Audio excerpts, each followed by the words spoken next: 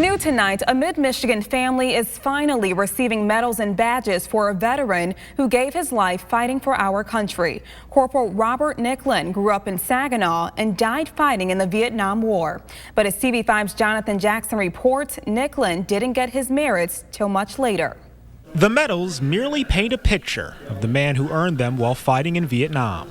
That man was Corporal Robert Nicklin, who was born and raised right here in Saginaw. White Pine Middle School, formerly known as Douglas MacArthur High School, was where Corporal Robert Nicklin attended and graduated from back in 1968, right before he was drafted into the service. I had to know more.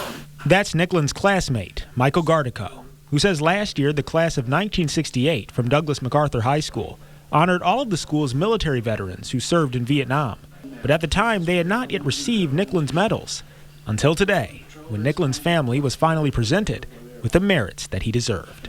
He had an absolute great sense of humor. That's Nicklin's sergeant and dear friend Tony Dooley, who says together the two formed an unbreakable bond while fighting together overseas. Sadly, he was also the last person to ever see him alive. He couldn't speak. He got shot through the throat.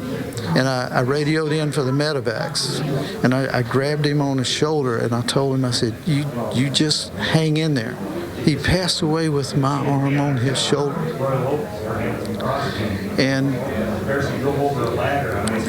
that was the last time I saw him. Since that day, Dooley has never once forgotten the man he says could make him laugh, even in their darkest hour, and says no one deserved these honors more than his friend. He knew what we were trying to do when the seriousness needed to be there. And I don't think I would want anybody else to have been my radio operator. In Saginaw, Jonathan Jackson, WNEM TV5.